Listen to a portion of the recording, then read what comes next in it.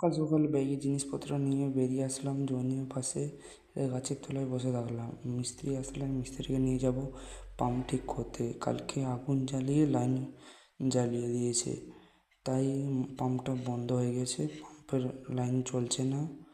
তাই আমি বসে থাকলাম। তারপর মিস্ত্রিকে নিয়ে যখন যাই, যখন দেখি লাইন একটু শর্ট পড়ে, তারপরে একজন আসে, ও লাইনটা নিয়ে আসার পরে আমি ওই লাইনটা নিয়ে গিয়ে মিস্ত্রিকে দেই। তারপরে মিস্ত্রি লাইনটা জয়েন ফয়েন করে, তারপরে এনসিবিগুলোতে লাইন ফাইনগুলো জয়েন করে।